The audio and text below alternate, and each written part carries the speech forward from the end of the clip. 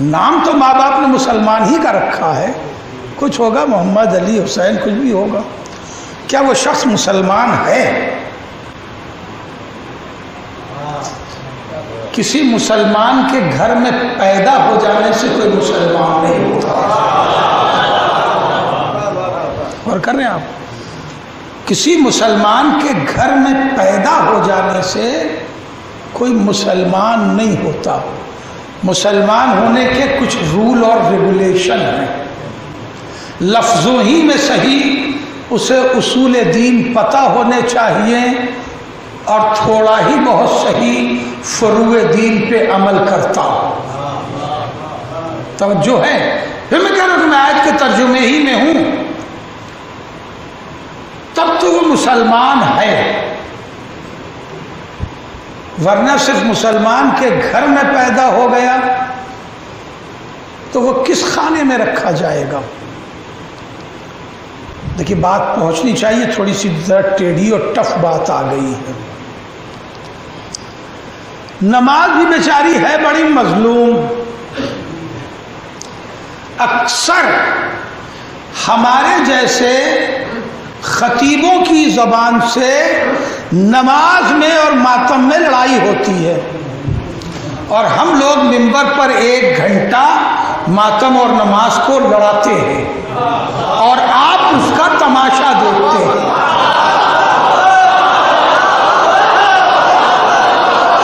توجہ ہے؟ ہم ماتم اور نماز کو لڑاتے ہیں، کبھی کوئی جملہ ایسا پڑھتے ہیں کہ نماز جیت جاتی ہے، ماتم دبنے لگتا ہے، تو جو مسجدی آدمی ہے وہ داد دینے لگتا ہے، اور جب دوسرا جملہ آتا ہے اور ماتم نماز کو پٹکنے لگتا ہے تو جتنے عزادار ہیں وہ داد دینے لگتے ہیں۔ مولوی 1 گھنٹہ لڑا رہا ہوتا ہے، اور مجمع کبھی اس زاویے سے کبھی اس زاویے سے یہ لطف اٹھا رہا ہوتا ہے۔ مجلس علم لینے دینے کا نام ہے، مزہ لینے کا نام نہیں ہے۔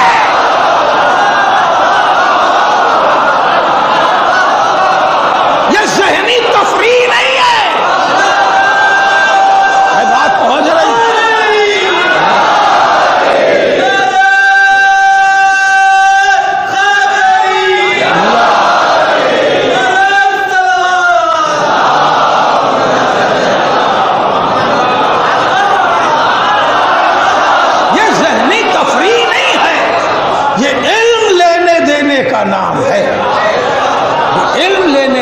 نام ہے جسے عزاداری کہتے ہیں۔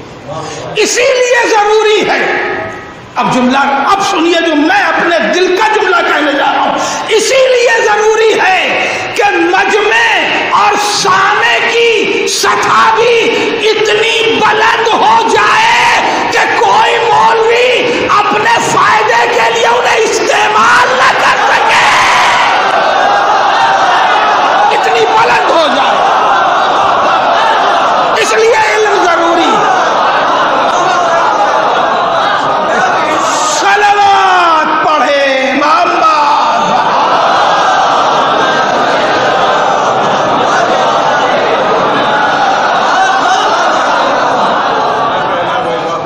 اس جملے سے میں عہدہ برا ہوا، بات مبارک پور کی نہیں ہے، مگر بات کیمرے پہ ہو رہی ہے، اس بات کو دور تک جانا ہے، اس لیے اس پیغام کو میں مبارک پور کے منبر سے پہنچانا چاہتا ہوں کہ عزاداری جس گھر کی ہے اسی گھر کی نماز ہے۔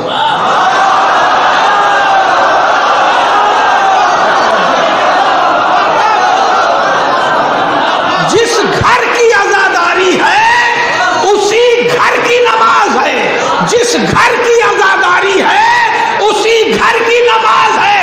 یہ عزاداری ہمیں یقیناً بخشوائے گی، یہ عزاداری ہمیں یقیناً بخشوائے گی، مگر میرا ایک سوال ہے، اور سوال یہ ہے کہ یہ بتاؤ کہ امام حسین کا ماتم کرنے، پرسہ لینے کا سب سے زیادہ حق سید سجاد کے علاوہ کسی کو ہے؟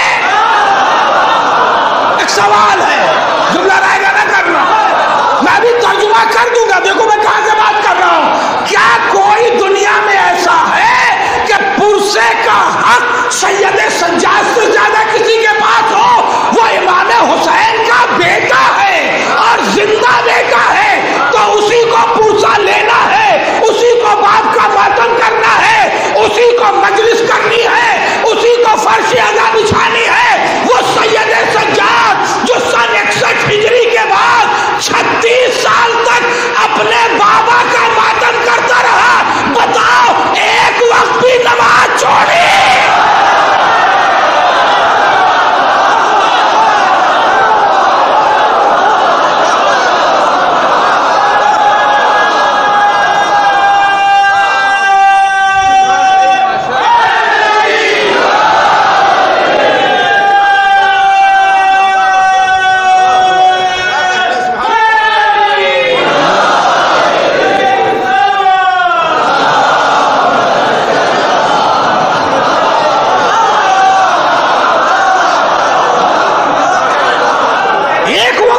چھوڑی نہیں۔ اب اس جملے کو میں مکمل کر دوں کہ کوئی کتنا بھی حسین پر رو لے، سجاد سے زیادہ رو نہیں سکتا۔ امام سجاد سے زیادہ کوئی نہیں رو سکتا، کوئی نہیں رو سکتا۔ اتنا موقع تو رونے کا، منظر رونے کا مجھے حیات جناب زینب میں بھی نظر نہیں آتا۔ مجھے دیکھیں، میں بہت بڑا جملہ پڑھ رہا ہوں، مجھے حیات زینب صلوات اللہ علیہا میں بھی رونے کا اتنا منظر نہیں نظر آتا۔ میرا امام جتنی بار وضو کرتا تھا، پانی لیتا تھا اور روتا تھا۔ دن بھر میں کم از کم 3 بار وضو، حالانکہ معصومین 5 وقت کی نماز پڑھتے تھے، اس بحث میں ابھی بھی جانا مقصود ہے۔ جتنی بار وضو اتنی بار اپنے بابا کو رو رہے ہیں۔ بتائیے کبھی آپ نے کوئی روایت سنی جناب زینب کے حوالے سے اس طرح رونے کا؟ نہیں ہے نا؟ تو اب مجھے جملہ کہنے کا حق ہے کہ امام سجاد سے زیادہ کوئی دنیا کا شخص رو نہیں سکتا۔ جو سب سے بڑا عزادار تھا اسی کے پاس لقب ہے سید سجاد۔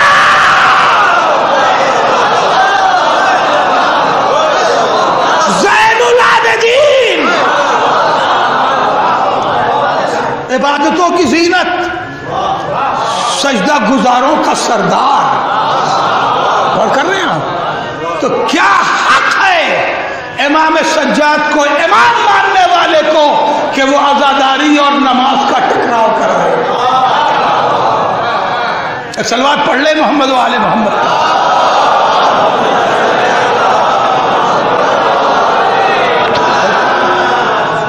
پھر اب میں وہ جملہ لا رہا ہوں، علم بہت ضروری ہے، جو میں جسے سنیے اسے یاد رکھیے، کلیکٹ کیجئے علم کو، یہ کام آئے گا۔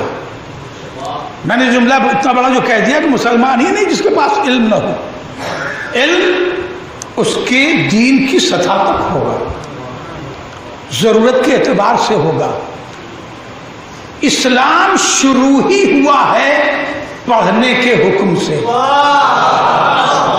نہیں جملہ پہنچا سکتا بھائی، میں نے جو آیت پڑھی ہے وہ پہلی آیت ہے، پہلی آیت ہے جو مصطفیٰ کے پاس نازل ہوئی۔ اقرا باسم ربک، اے میرے نبی اپنے پروردگار کے نام سے پڑھیے۔ تو جب دین شروع پڑھنے سے ہو رہا ہے تو ان پڑھ نہ رسول ہوگا نہ ان پڑھ امتی ہوگا۔ توجہ ہے، پڑھیے۔ کتنی دیر میں نے پڑھا یہ بھی تو دیکھ لیں۔ ایک صلوات پڑھے محمد و آل محمد۔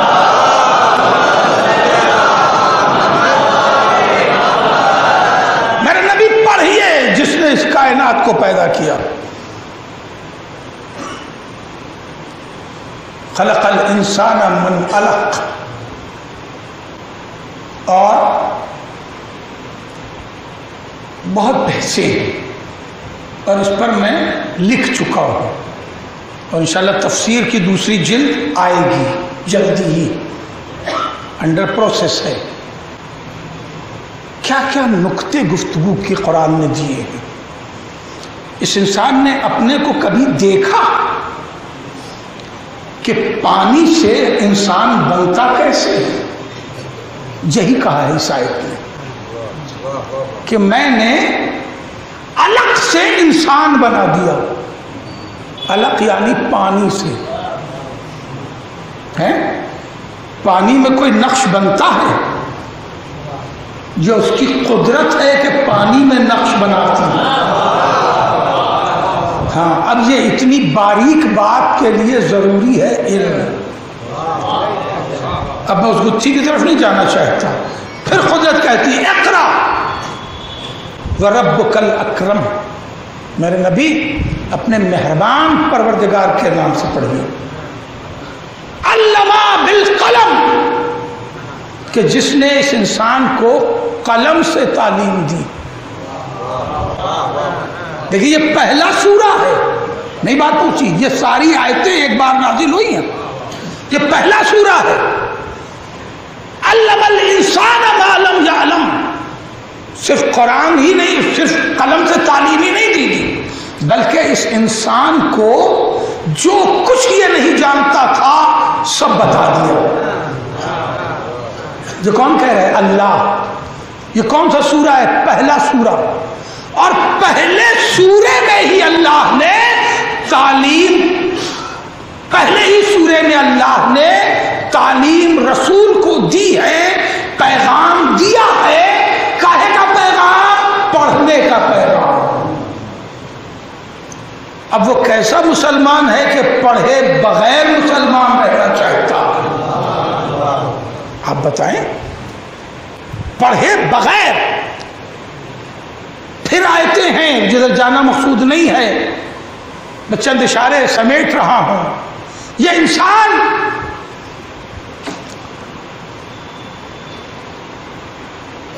کیا پڑھوں کیا چھوڑ دو؟ سلوات پڑھ لے محمد والے محمد.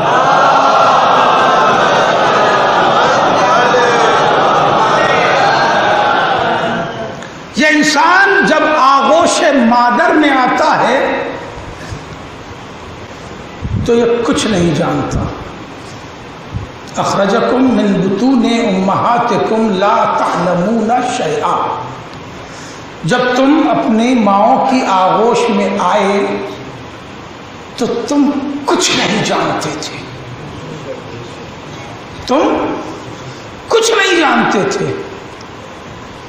یہیں پہ انسان کو ذرا جانوروں کو بھی دیکھ لینا چاہیے. بکری کا بچہ تیسرے دن دوڑ رہا ہوتا ہے، اپنی غذا خود حاصل کر لیتا ہے نا. اب اس سے بھی آسان تو میں نہیں دے سکتا کچھ مثال. تیسرے دن اپنی غذا خود حاصل کر لیتا ہے اور دوڑ رہا ہوتا ہے. اور یہ جنہیں اشرف المخلوقات کا تاج پہنایا گیا ہے، تیسرے دن لا تعلمون شیئا. نہیں یہ پتا تھا کہ ہمیں کھانا کیا ہے، نہ یہ پتا تھا کہ کھانا کیسے ہے. اللہ نے ایک نعمت دے دی ماں جیسی. ایک ماں جیسی نعمت دے دی جو اس انسان کو انسان بنا دیتی ہے. اور کر رہے ہیں تو یہ انسان صاحب جو ہیں جب آغوش مادر میں تھے تو کچھ بھی نہیں جانتے تھے. اب یہاں سے آپ کے لیے کچھ مجلسی جملے دینا چاہتا ہوں تاکہ ہمارے اور آپ کے نامہ اعمال میں کچھ حسنات جڑ جائیں کہ اللہ نے دو طرح کے لوگ اتارے ہیں. ایک وہ کہ جو کچھ نہیں جانتے انہیں بتایا جاتا ہے تو وہ انسان بنتے ہیں. پھر جملہ دہرا رہا ہوں کہ ایک وہ دو ٹائپ کی تخلیق ہے اللہ کی. ایک وہ لوگ ہیں جو آغوش مادر میں آتے ہیں تو کچھ بھی نہیں جانتے، انہیں بتا بتا کے انسان بنایا جاتا ہے. اور ایک وہ ہے کہ جو آغوش میں آتے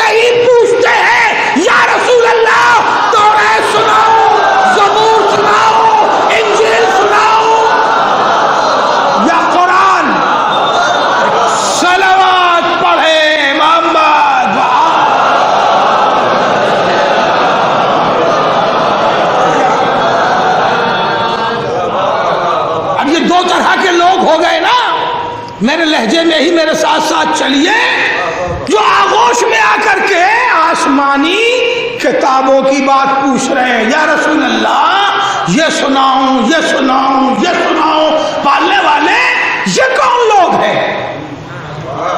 جو آغوش مادر میں آتا ہے، یہ بھی تو قرآن ہی ہے نا، کہ جو آغوش مادر میں آتا ہے وہ کچھ نہیں جانتا۔ یہی تو سمجھنے کی بات ہے کہ ہر آیت سے ہر جگہ معنی پیدا نہیں کیا جا سکتا۔ اگر یہ آیت لے کے چلو گے کہ جو بھی آغوش مادر میں آتا ہے قرآن کہہ رہا ہے، ارے صاحب قرآن کہہ رہا ہے لا تعلمون شیئا، وہ کچھ نہیں جانتا، وہ کچھ نہیں جانتا، تو یہ کیسے ممکن ہے کہ کوئی بچہ آغوش مادر میں آئے اور کعبے میں کہہ دے کہ میں توریت سناؤں، زبور سناؤں، انجیل سناؤں یا قرآن سناؤں؟ یہ قرآن کے خلاف کی بات آپ پڑھ رہے ہیں، یہ ہو ہی نہیں سکتا۔ تو ایک آیت لے کر کے دوڑنا بند کر دو، اسی قرآن سے پوچھو جو یہ آواز دے رہا ہے الرحمن علم القرآن خلق الانسان علمہ البیان، رحمان ہے وہ ذات جس نے انسان بنانے سے پہلے ہی کچھ لوگوں کو قرآن پڑھایا۔ توجہ ہے، صلوات پڑھے محمد و آل محمد۔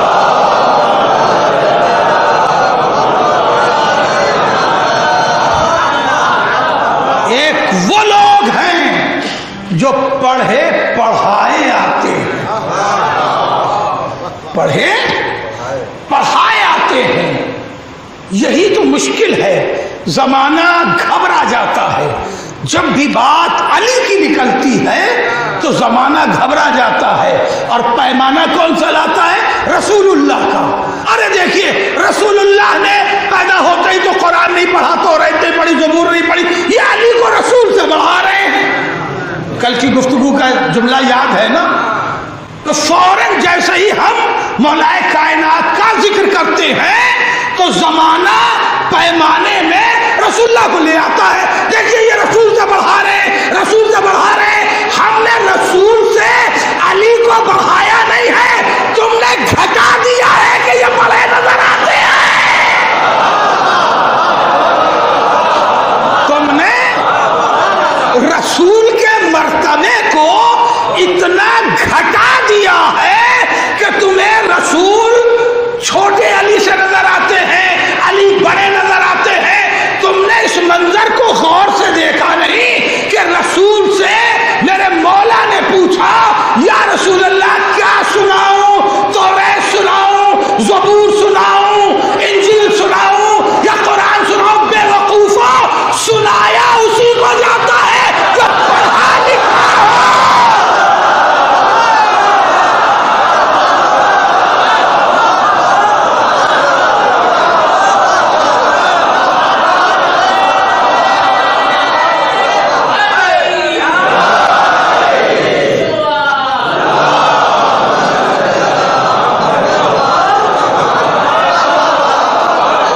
سنایا اسی کو جاتا ہے جو پڑھا لکھا ہو۔ اب رسول نے کیوں نہیں سنایا؟ اس لیے کہ رسول سناتے تو کسے سناتے؟ اگر رسول سناتے تو کسے سناتے؟ کسے توریت اور زبور یاد تھی کہ رسول سناتے؟ رسول تو خود 30 برس تک پڑھے لکھے کا انتظار کر رہے تھے۔ توجہ ہے، صلوات پڑھے محمد و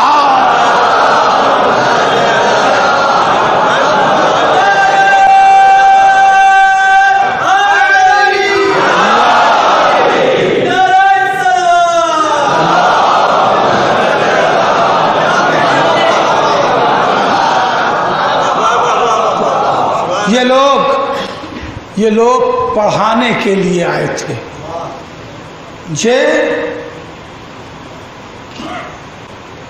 اس باری تعالی خالق حقیقی علم مطلق سے علم لے کے آئے تھے تاکہ کائنات کو علم دے، تاکہ کائنات کو علم دے۔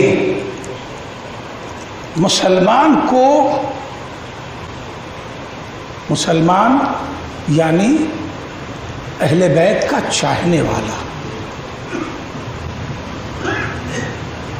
اس لیے کہ جہاں اہل بیت کی محبت نہیں ہے وہاں لفظ مسلمان بھی ثابت نہیں ہے۔ بات نہیں پہنچ رہی ہے۔ جسے اہل بیت سے محبت نہیں ہے وہاں لفظ مسلمان بھی ثابت نہیں ہے، اس لیے کہ جسے علی سے محبت نہیں ہے حدیث رسول ہے یا وہ کافر ہے یا منافق ہے۔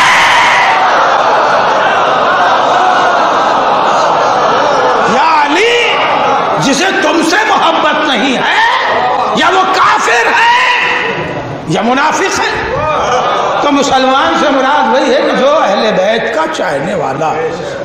اہل بیت کے چاہنے والے کو ہر علم میں کمال پر ہونا چاہیے، اور اگر وہ کمال کی جستجو نہیں کر رہا ہے تو اسے کیا کہوں، رزق آسان نے کاہل بنا دیا ہے۔